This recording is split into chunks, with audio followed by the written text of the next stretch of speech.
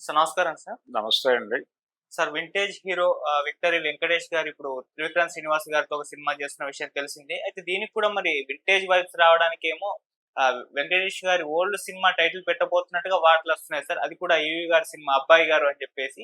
మరి ఒకసారి ఆ సినిమా గురించి అండ్ ఇప్పుడు ఈ కాంబినేషన్‌లో రాబోతున్న ఈ సినిమా గురించి ఎందుకంటే ఆల్రెడీ ఒక ఎక్స్‌పెక్టేషన్ జనాల్లో క్రియేట్ అయిపోయింది. ఒక 'నువ్వు నాకు నచ్చావు' టైప్‌లో లేకుంటే 'మల్లేశ్వరి' టైప్‌లో అటువంటి మ్యాజిక్ ఏమన్నా ఈ సినిమా ద్వారా ఇలా కాంబినేషన్ క్రియేట్ చేస్తుందేమో అని ఆడియన్స్‌లో అయితే క్యూరియాసిటీ అయితే ఉంది సార్. మరి 'అబ్బాయి గారి' సినిమా గురించి ఇప్పుడు ఈ సినిమా గురించి ఒకసారి చెప్తారా సార్? అంటే 'అబ్బాయి గారు' అనే సినిమా శోభన్ బాబు గారి ప్రొడ్యూసర్, ఆయన రాశి మూవీస్ నరసింహారావు గారు. ఆయన తీశాడు. ఆయన ప్రొడ్యూసరు. ఆయన బ్యానర్‌లో ఈవీవి సత్యనారాయణ గారి డైరెక్షన్‌లో వెంకటేష్ గారు చేసిన సినిమా. హ్మ్. అంతకుముందు ఆయన శోభన్ బాబు గారి నిర్మాత. శోభన్ బాబు పర్సనల్‌గా ఫ్రెండు. ఆయనకు సంబంధించిన చాలా వ్యవహారాలు ఈయన చూసేవాడు.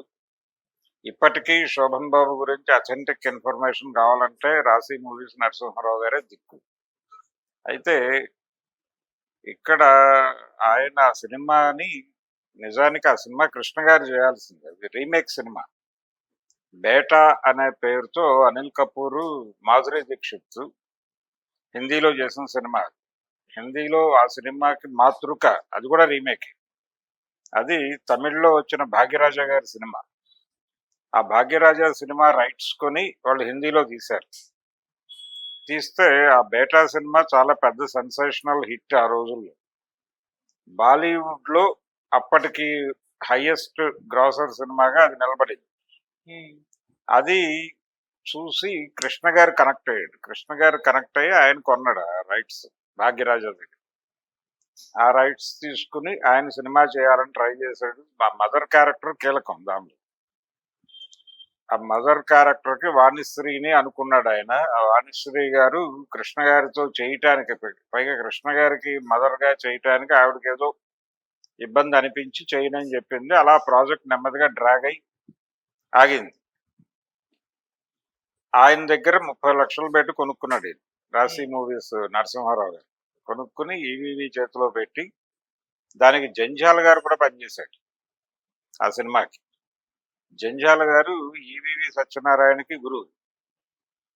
ఆయన్ని కూడా ప్రవేశపెట్టి మొత్తానికి ఒక పకడ్బందీగా ఆ సినిమాని రెడీ చేసుకుని ఆయన వెంకటేష్తో ఆ సినిమాని తీసి చాలా పెద్ద విజయం సాధించాడు. ఇది అప్పటి 'అబ్బాయి గారు' కథ. అందులో మదర్ క్యారెక్టర్ జయచిత్ర గారు చేసింది. జయచిత్ర గారికి అంటే కొంచెం విలన్ షేడ్స్ ఉంటాయి ఆ క్యారెక్టర్‌లో. కొడుకులా చూసుకుంటూ ఆ కొడుకుకి విషం పెట్టడం లాంటి ఒక దుర్మార్గమైన ఆలోచన చేసే మదర్ క్యారెక్టర్. అందుకని ఆ క్యారెక్టర్ చెయ్యాలా వద్దా అని కొంత డోలాయమానంలో పడి మొత్తానికి ఆవిడ ఒక డిఫరెంట్ క్యారెక్టర్ అవుతుంది అని చెప్పి కన్విన్స్ చేసి ఆ క్యారెక్టర్ చేయించాడు ఆయన, ఈవీవి గారు. ఆ సినిమా కొన్ని ప్రాంతాల్లో చంటిని క్రాస్ చేసింది. అప్పటికి వెంకటేష్ బిగ్గెస్ట్ హిట్ 'చంటి'. ఆ హ్మ్. 'చంటి' కూడా రీమేక్. ఆ 'చంటి' కూడా తమిళ సినిమా నుంచి రీమేక్. ఇది కూడా ఒరిజినల్ తమిళే. అలా ఆ 'చంటి' వసూళ్ళని క్రాస్ చేసి వెళ్ళింది ఇది, ఈ 'అబ్బాయి గారు'. అలా వెంకటేష్ కెరియర్ లో అదొక మెమరబుల్ సినిమా. అయితే ఇప్పుడు ఈ త్రివిక్రమ్ గారు చేయబోతున్నటువంటి సినిమాకి 'అబ్బాయి గారు' అనే టైటిల్ పెట్టినప్పటికీ ఆ కథ, ఆ పోలికలు ఈ సినిమాలో ఉంటాయని అనుకోవడం భ్రమే. హ్మ్. అదేం ఉండదు. త్రివిక్రమ్ స్టైల్ వేరు, ఆయన మేకింగ్ స్టైల్ వేరు, ఆయన ఆలోచన వేరు, హ్మ్. ఆయన ఎంపిక చేసుకునేటువంటి కథలు వేరు. అంటే గతంలో వెంకటేష్తో విజయభాస్కర్ గారు తీసినటువంటి సినిమాలు ఉన్నాయి. అవును. 'నువ్వు నాకు నచ్చావు', 'మల్లీశ్వరి', హ్మ్. ఇంకో సినిమా ఏదో చేశారు వాళ్ళు. మొత్తం 3 సినిమాలు చేసినట్టున్నారు హ్మ్. ఆ కాంబోలు. ఆ 3 సినిమాలు ఎంటర్టైన్మెంట్ మీద వెళ్ళిపోయినాయి. అది ఒక రకంగా డబ్ రీమేక్ సినిమాల వేవ్ లో నడుస్తూ ఉండేవాడు వెంకటేష్. హ్మ్. ఈ రీమేక్ సినిమాల వేవ్ లో నడుస్తున్నటువంటి వెంకటేష్ జీవితంలో అడపాదడపా కొన్ని స్ట్రైట్ సినిమా విజయాలు వచ్చినాయి. ఆ హ్మ్. కొన్ని స్ట్రైట్ సినిమా విజయాల్లో ఇవి ఒకటి. ఓకే. ఈ 'నువ్వు నాకు నచ్చావు', తర్వాత ఈ 'మల్లీశ్వరి' సినిమాలు కూడా ఉన్నాయి. హ్మ్. కాబట్టి ఆయనకి కొంచెం స్పెషల్ ఇంట్రెస్ట్ ఉంది వీళ్ళతో. విజయభాస్కర్ సినిమాల్లో త్రివిక్రమ్ కీలక పాత్ర పోషించాడు ఆ రోజున.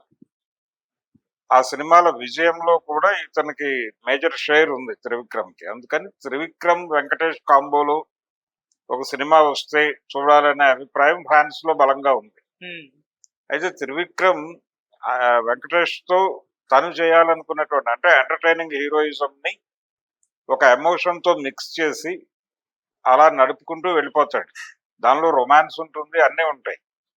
అలాగే వెంకటేష్ మీద పర్సనల్ లెవెల్‌లో తన మీద తనే జోకులేసుకునే పరిస్థితి ఉంటుంది.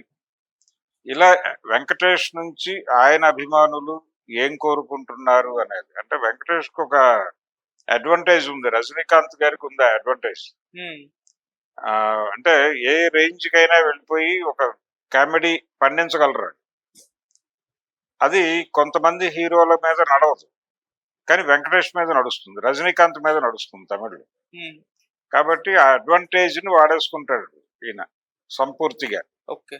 వాడేసుకుని ఒక ఎంటర్‌టైనింగ్ హీరోయిజం ఉన్నటువంటి క్యారెక్టర్‌లో వెంకటేష్‌ని చూపించి, జనాల్ని అలరించి, కాసేపు థియేటర్‌లోకొచ్చిన ప్రేక్షకుల్ని హ్మ్. నవ్వించి, కొంచెం మంచి మ్యూజిక్కు వాటితో దాన్ని లోడ్ చేసి, జనాల్ని కొంచెం ఇంప్రెస్ చేసి ఇప్పుడు ఆయన సినిమాలన్నీ అదే ధోరణిలో వెళ్తాయి. 'అలవైకుంఠపురం' ఇవన్నీ అదే స్కీమ్. హ్మ్. అది ఆ మోతాదు ఎక్కడో తేడా కొట్టి అప్పుడప్పుడు సినిమాలు బాక్సాఫీస్ దగ్గర కొంచెం ఇబ్బంది పడతాయి గానీ, 'గుంటూరు కారం' లాంటి సినిమాలు ఆయన ఒక పునాది అనుకుని, ఆ పునాది మీద బేసిక్ లైన్ వేసుకుని వెళ్తాడు. అందుకే ఆయన ఎక్కువ నవలల మీద ఆధారపడతాడు. ఆయన సినిమాల్లో చాలా సినిమాలకి పునాది నవలే. ఓకే. ఆయన మహేష్ బాబుతో కొట్టిన హిట్టు 'అతడు' అనే సినిమాకి కూడా 'పార్థు' అనేటువంటి అద్దనపూడి సులోచనారాణి గారి నవలే పునాది. హ్మ్. ఆ తర్వాత ఆయన తీసిన 'అ ఆ' అనే సినిమా 'మీనా' అనేటువంటి అద్దనపూడి సులోచనారాణి గారి నవలే. హ్మ్. ఆ తర్వాత 'గుంటూరు కారం' కూడా 'కీర్తి కిరీటాలు' అనేటువంటి అద్దనపూడి సులోచనారాణి గారి నవలే పునాది. అలా ఆయన ఒక బేస్ లైన్ ఎక్కడో మన నేటివిటీ నుంచే తీసుకుని, దాన్ని తన పద్ధతిలో అడాప్ట్ చేసుకుంటూ స్క్రీన్ ప్లే మ్యాజిక్‌తోను, అలాగే డైలాగ్ మ్యాజిక్‌తోను అంటే సన్నివేశపరమైన హాస్యాన్ని క్రియేట్ చేయటంలో ఆయన చాలా టాలెంటెడ్. హ్మ్. త్రివిక్రమ్ శ్రీనివాస్. అది 'అతడు' సినిమాలో బ్రహ్మానందం క్యారెక్టర్ చూస్తే అర్థమవుతుంది. అవును. అలాగే ఆహ్, 'కలేజా' సినిమాలో సునీల్ క్యారెక్టర్ మీద నడుస్తుందది. హ్మ్. అలా ఆయన ఒక స్టైల్ మేకింగ్ ఉంది. అంటే కామెడీ సినిమాని కూడా ఏదో ఆషామాషి కామెడీగా కాకుండా, జంధ్యాల గారి తరహాలో కొంచెం క్లాసిక్ పద్ధతిలో వెళ్తాడాయన. అందుకని జనాలు కొంచెం కనెక్ట్ అవుతారు ఆ సినిమాకి. హ్మ్. సినిమాకి అంటే ప్రెజెంట్ ఆడియన్స్‌కి ఏం గావాలి, ప్రెజెంట్ జనరేషన్‌కి ఎలా చెప్పాలి అనే విషయాలు ఆయనకు తెలుసు.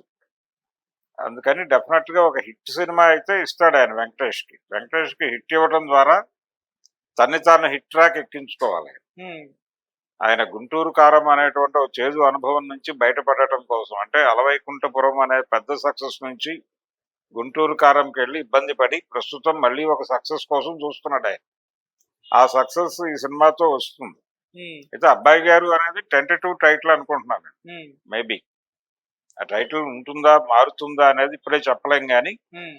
ఆ పాత అబ్బాయి గారికి, కొత్త అబ్బాయి గారికి ఏ విధమైన పోలికలు ఉండే అవకాశం లేదు. ఓకే. ఇది వేరే స్టైల్‌లో ఉంటుంది. హ్మ్. అంటే వెంకటేష్‌తో ఇప్పుడు 'అబ్బాయి గారు' అనే టైటిల్ అనౌన్స్ చేయటం వెనకాల చాలా కామెడీ నడపగలడాయన.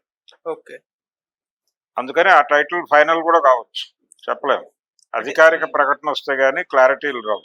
అంటే త్రివిక్రమ్ గారికి ఒక సెంటిమెంట్ ఉంది కదా సార్. ఆయన ప్రతి సినిమా టైటిల్ ఆతో మొదలయ్యేలా చూసుకుంటారు. అప్పటి అతడితో మొదలుపెడితే 'అల వైకుంఠపురంలో', 'అత్తారింటికి దారేది', 'అరవింద సమేత', 'అజ్ఞాతవాసి' ఇలా 'అ ఆ'.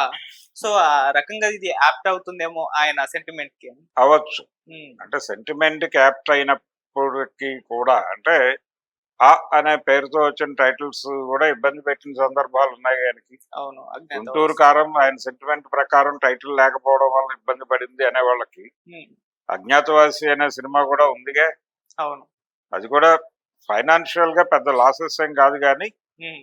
దానికి ఓపెనింగ్స్ భారీ లెవెల్‌లో వచ్చేసినాయి. సినిమా సేఫ్ ప్రాజెక్టే. హ్మ్. ఆర్థికంగా. కాకపోతే సక్సెస్ ఆ రేంజ్ సక్సెస్ ఇవ్వలేకపోయింది. అంతకుముందు